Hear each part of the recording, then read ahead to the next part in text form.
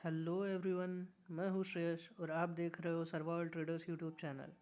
यहाँ हम stock market को बिल्कुल शुरुआत से स्टेप बाय स्टेप समझेंगे। अगर आप सोच रहे हो कि मार्केट में पैसा कमाने के बाद भी पैसा कम क्यों दिख रहा है, तो आज के ये वीडियो बहुत इम्पोर्टेंट है। आज हम बात करेंगे ब्रोकरेज चार्जेस के बारे में, यानी ट्रेड करने के बाद कौन सा पैसा कहाँ जाता है। तो शुरू करते हैं।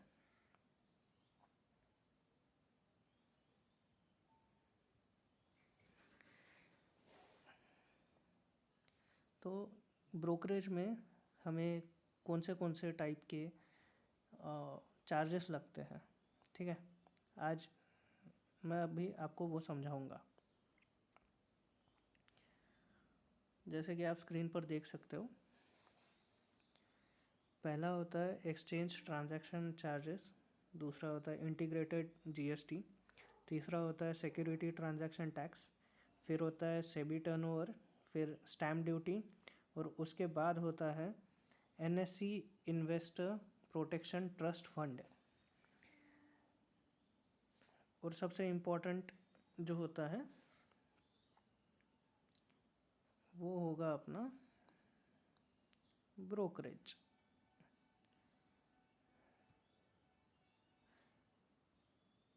इसको देने का समझ में आता है कि सर्विस प्रोवाइड कर रहा है।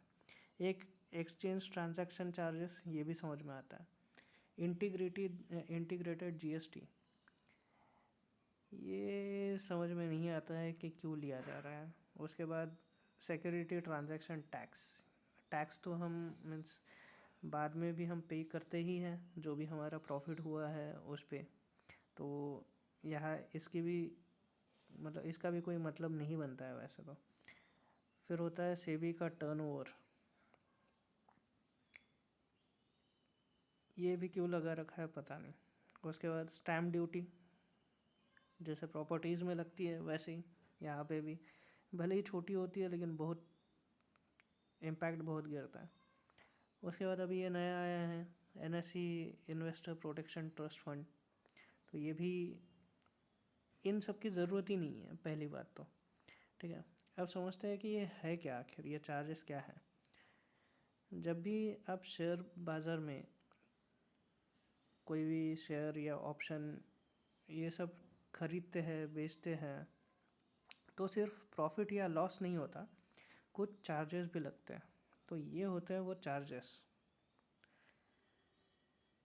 अभी अगर मैं आपको एग्जांपल के हिसाब से सिखाऊं या समझाऊं, तो बोल सकते हैं कि हमने 10,000 का एक ट्रेड लिया, ठीक है। ट्रेड एक ट्रेड लिया। अब इसमें हमारा ऑलमोस्ट 26 से 28 रुपया क्या जाएगा, ब्रोकरेज जाएगा। दोनों का अलग होता है, ठीक है। ये हो गया बाइंग का, जब आप बाय करते हो। सेलिंग में ये ज़्यादा होता है, आपको 120 रुपये तक लग सकता है, ठीक है। तो ये लिख के रखो, याद रखो, ये बढ़ता चढ़ता रहेगा अपने अपने सर्विस के हिसाब से। नॉर्मली ज़ीरोधा में ये है चार्जेस। अब ये तो हो गया आपका सिर्फ और सिर्फ ब्रोकरेज। आपने क्या किया, बाय किया और सेल किया। तो बाय में आपके गए 26 रुपये पकड़ो, सेल में गए आपके 120 रुपये। कितना हुआ टोटल, 146 रुपीज़। अब 146 रुपीज़ आपका यूँ ही चला गया एक ट्रेड ले के बेचने में, सिंगल क्वांटिटी, ठीक है, सिंगल क्वांटिटी। मतलब आप जब ट्रेड ले रहे हो और बेच रहे हो, तो इसमें अगर आप 1,000 रुपये कमाते हो, तो पहले के 200 से 250 रुपये आप किसके लिए कमा रहे हो, गवर्नमेंट के लिए और ब्रोकर्स के लिए समझ रहे हो? तो बाकी जो बचेगा वो आपका होगा। रिस्क आपका है, पैसा आपका है, लेकिन फ्री की जो कमाई है सर्विस बेस्ड, अगर इसमें 20 रुपए के हिसाब से बाय और सेल हो रहा है वो एक, और सिक्योरिटी का ट्रांजैक्शन कॉस्ट अगर लगता है जो कि नॉर्मल 50 रुपीज़ या ऐसा कुछ होना चाहिए, वो बहुत बढ़िया हो जाएगा अगर वैसी चीज़ हो जाती है। तो ये जो बाकी की चीज़ें हैं ना, ये आपको धीरे धीरे समझ में आएंगे। जैसे जैसे आप ट्रेड करना शुरू कर दोगे तो आपको समझ में आ जाएगा कि इंडिया में ट्रेडर्स को ग्रो होने के लिए कितनी तकलीफ़ है। जो बन जाते हैं वो तो बन जाते हैं, स्कैल्पर अगर हो तो वो ज़्यादा ट्रेड करेगा, ज़्यादा क्वांटिटी में ट्रेड करेगा, तो सिंपल सी बात है कि उसको चार्जेस भी बहुत लगेंगे, है ना। इसलिए हम रूल बनाते हैं कि एक ट्रेड करो या 2 ट्रेड करो या 5 ट्रेड करो, उससे ऊपर मत करो। वो मैक्सिमम लिमिट है 5 ट्रेड, मतलब 3 के ऊपर करना ही नहीं चाहिए सिंपली। अगर एक में लॉस होता है तो दूसरे में अपना रिस्क रिवॉर्ड सही रखो और कोशिश करो कि प्रॉफिटेबल हो जाओ। उसमें भी ना हो तो थर्ड करने की ज़रूरत नहीं है वैसे तो, क्योंकि आपका सिर्फ जो लॉस दिख रहा होगा सिर्फ वो नहीं लॉस होगा, ये जो आपके चार्जेस है ना वो भी आपका लॉस होगा। आप जब भी जाके अपने P&L में वगैरह देखोगे तो आपको अपने नॉर्मल लॉस से ज़्यादा या नॉर्मल प्रॉफिट से ज़्यादा चार्जेस दिखेंगे अगर आप स्कैल्पर हो तो, ठीक है। अगर आप इंट्राडे ट्रेडर हो या ऐसा कुछ, तो चांसेस है कि ये जो है आपको उतना इफ़ेक्ट ना करे चार्जेस, ठीक है। तो उस हिसाब से आगे बाकी की चीज़ें समझते हैं। आई होप कि आपको ये चीज़ें समझ में आ गई कि नॉर्मली वर्क कैसे होती है, ठीक है।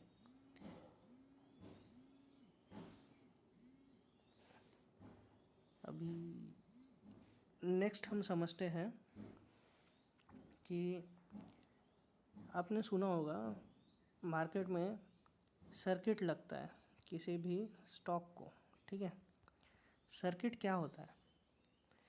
सर्किट इसलिए लगाया जाता है ताकि शेयर की प्राइस जो है वो बहुत ज़्यादा ऊपर ना जाए या बहुत ज़्यादा नीचे ना जाए। अभी समझ लो एग्जांपल के लिए, मतलब 2 टाइप के अपने पास रहेंगे सर्किट, ठीक है। एक होता है अपर सर्किट और एक होता है लोअर सर्किट, ठीक है।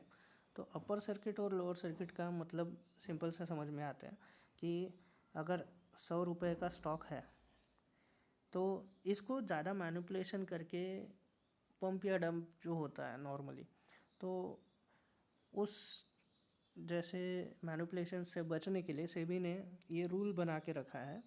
तो अपर सर्किट अगर 100 रुपये का स्टॉक है वो मैक्सिमम अपर कितना जाएगा ऊपर, समझ लो 10% का है, 10% का लगा के रखा है। नॉर्मली 5% 10% होता है, ठीक है।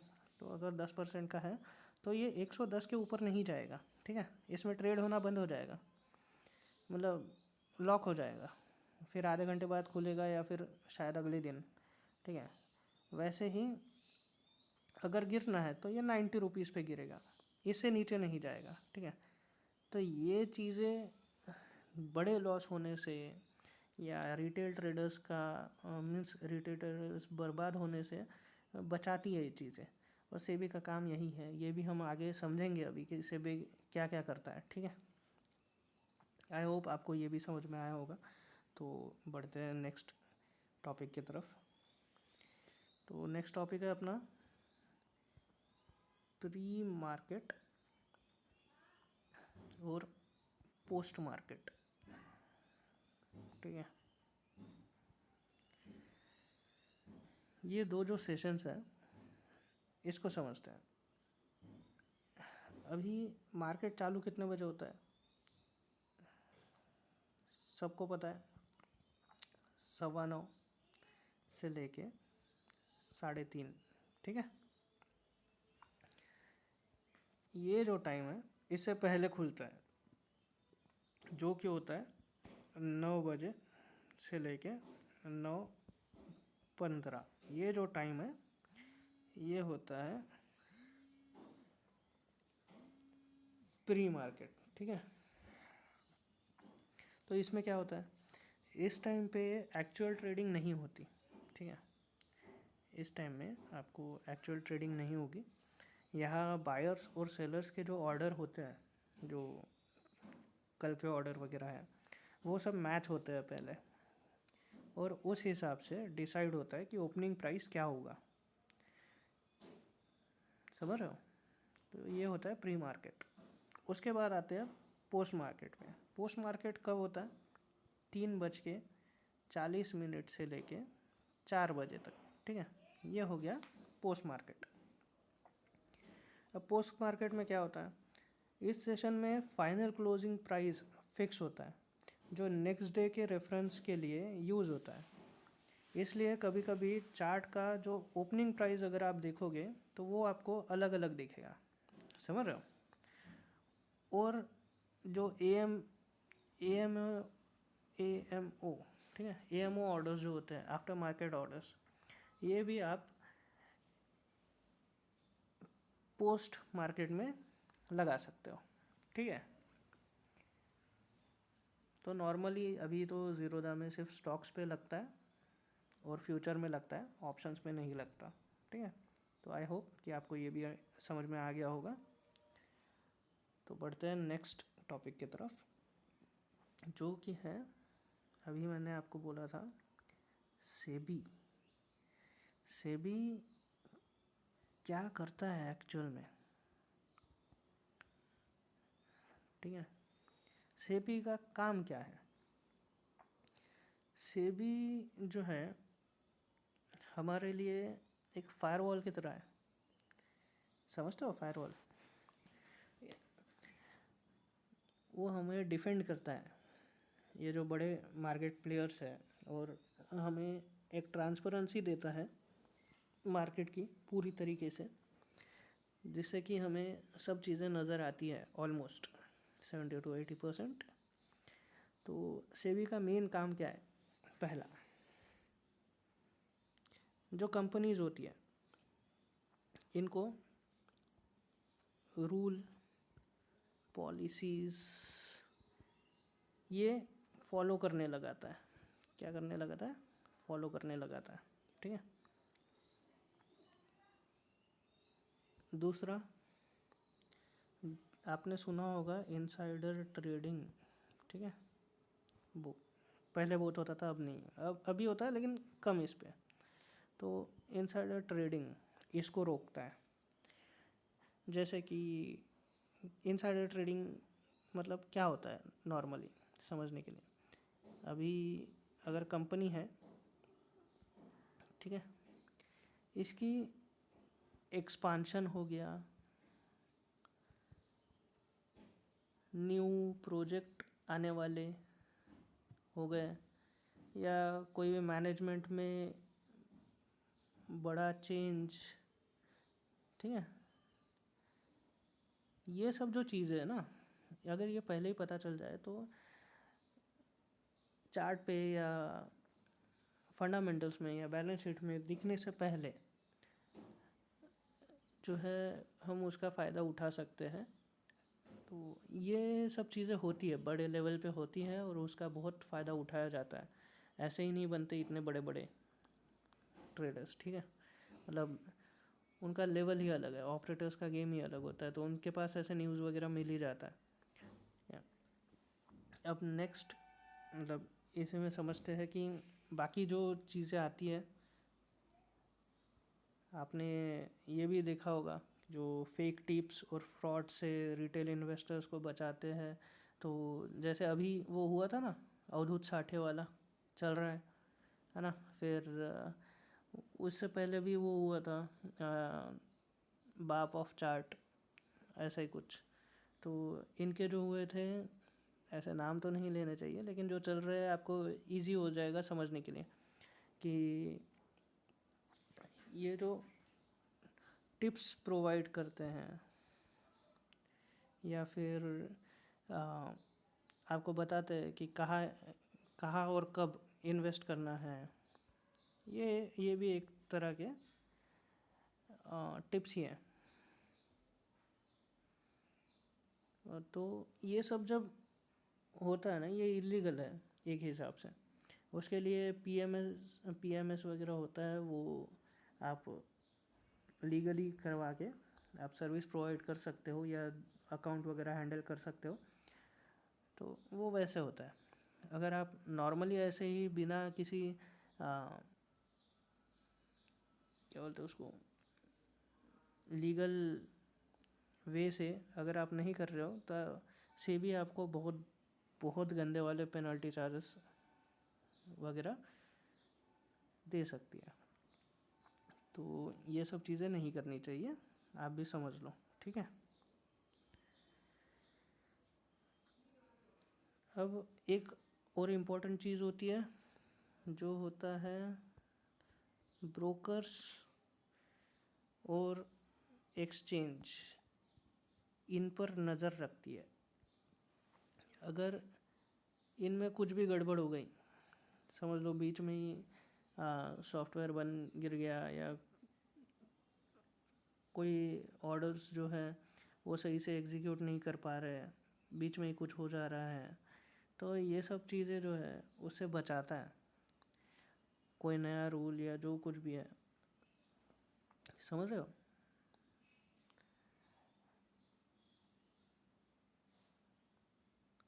अभी बहुत बार क्या होता है कि हमारा कोई ट्रेड चल रहा हो और एकदम से वो वाइप आउट हो जाए, मतलब कि लूप करने लग जाए।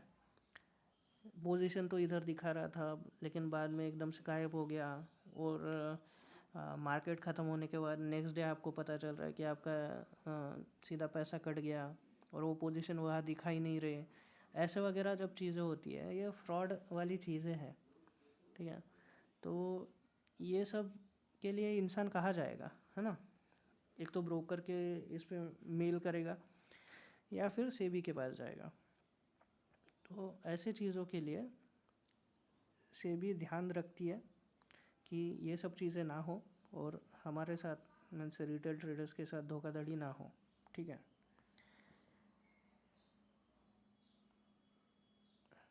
और अभी जैसे ये फ्रॉड वगैरह होते हैं तो नॉर्मल सी बात है, ऐसे पेनल्टीज़ लगती हैं और ये बड़ी बड़ी होती है, ठीक है।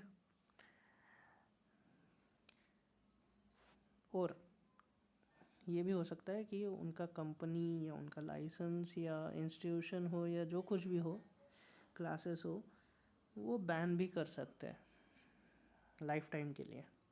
तो ये चीज़ें जो है सेबी करती है।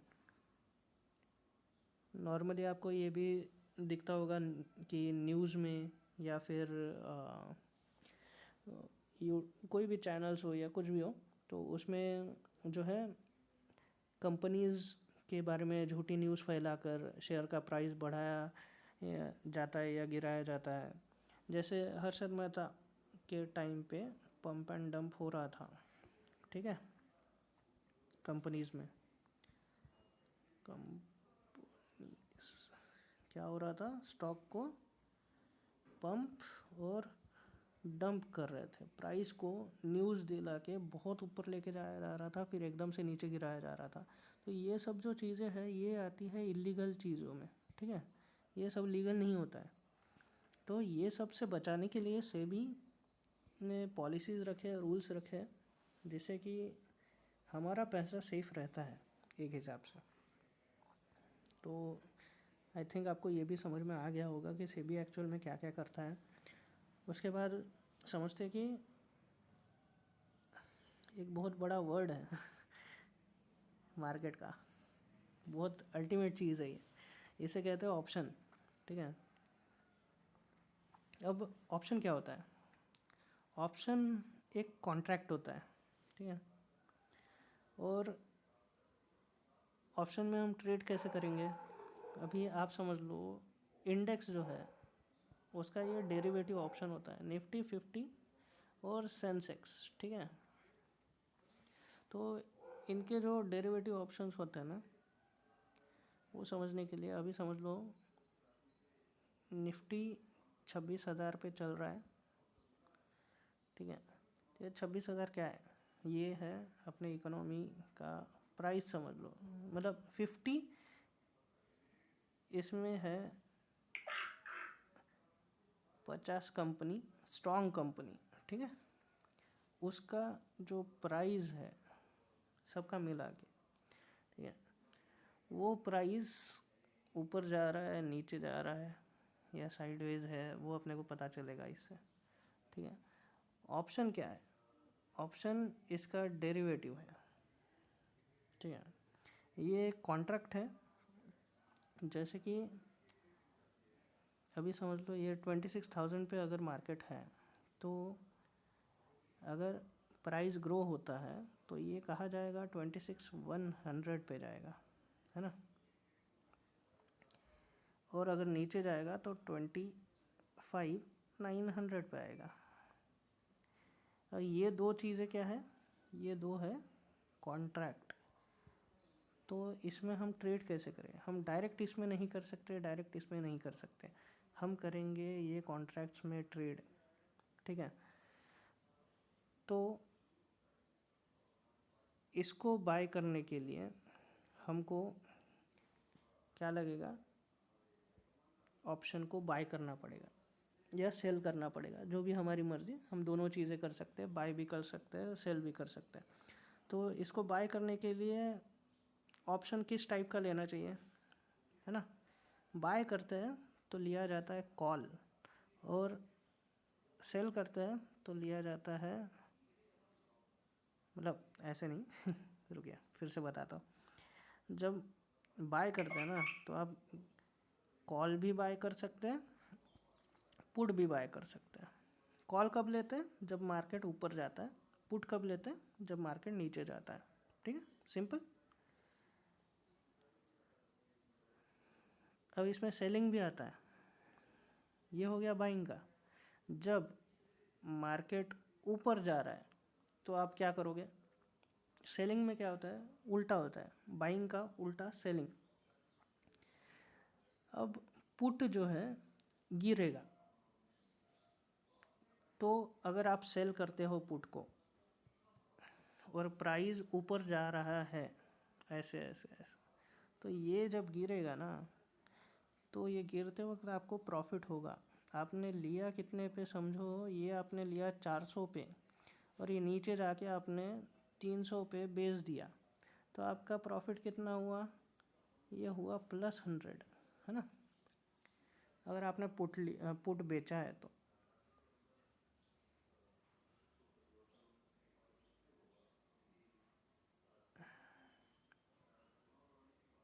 समझ रहे हो, ऐसे होता है। कॉल और बाय, मतलब कॉल और पुट, ये दो तरीके के कॉन्ट्रैक्ट्स होते हैं ऑप्शन में, जो कि हम बाय या सेल करते हैं और उसी से हमारा पैसा बनता है, उसी को हम ट्रेड करते हैं, ठीक है। ऑप्शंस में हम किसको ट्रेड करते हैं, प्राइस, ठीक है, प्राइस को ट्रेड करते हैं।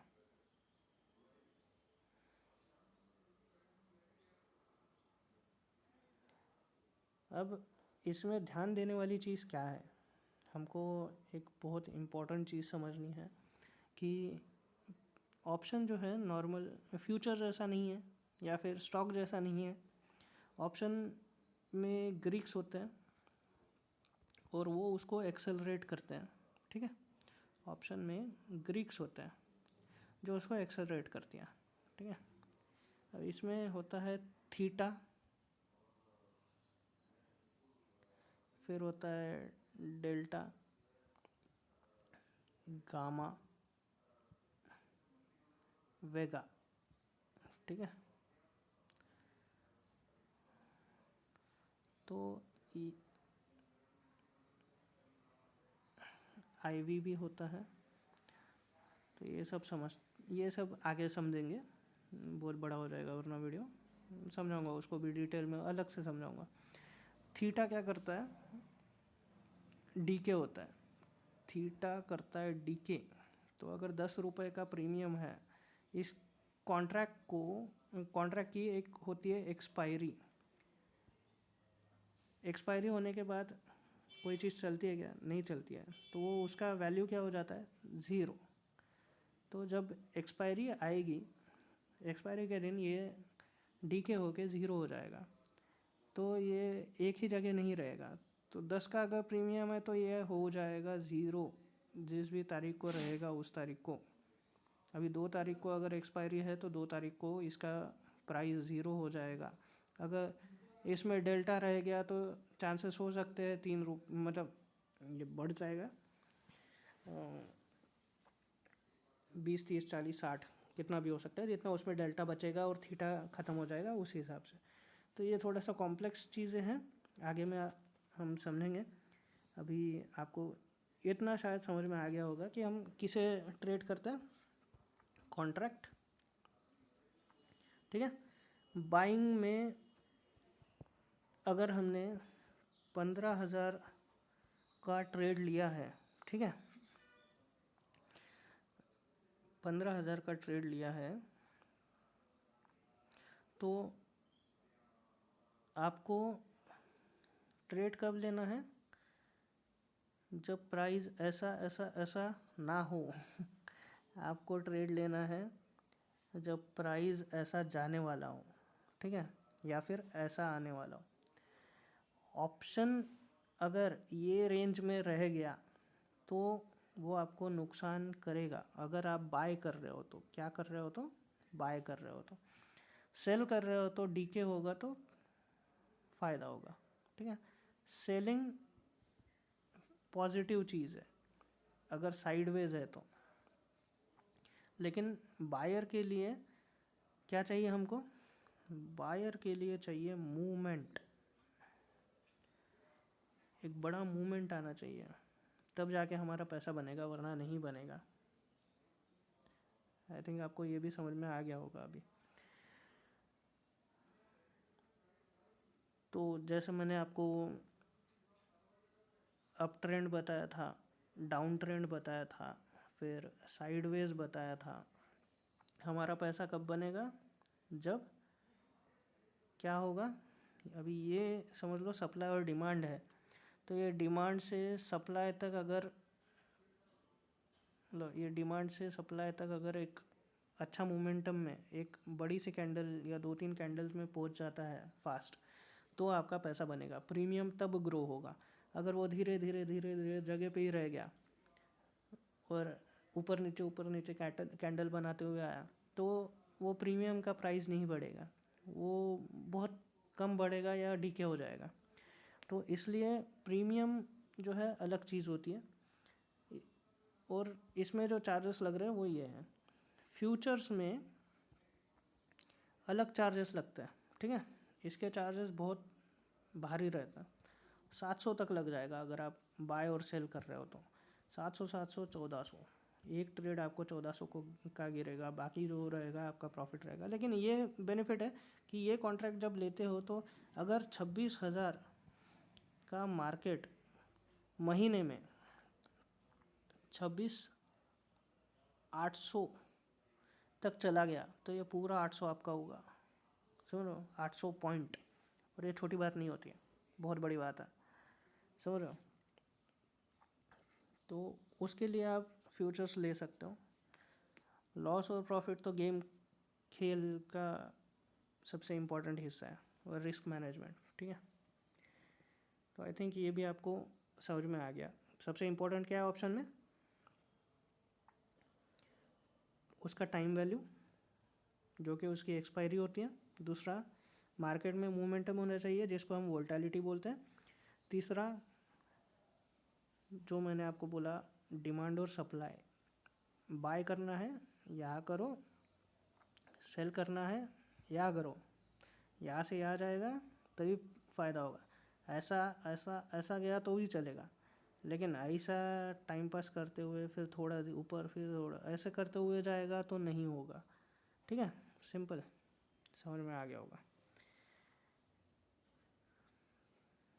तो आज के लिए इतना ही, बाकी चीज़ें मैं आपको नेक्स्ट वीडियो में समझाऊंगा। तो हमने आज क्या क्या समझा, क्या क्या सीखा। पहला है चार्जेस, दूसरा सर्किट कैसा लगता है, क्यों लगता है, तीसरा अपने जो सेशन होते हैं प्री मार्केट और पोस्ट मार्केट, ठीक है, फिर सेबी का क्या रोल होता है, और उसके बाद ऑप्शन क्या होता है, ये मेरा फेवरेट चीज़ है। ठीक है, तो ऐसे ही लर्निंग के लिए मिलते रहेंगे, वीडियो देखते रहिए और सीखते रहिए, समझते रहिए और साथ में ग्रो होते रहिए, ऐसे ही बने रहिए। Thank you everyone. सो मिलते हैं नेक्स्ट वीडियो में।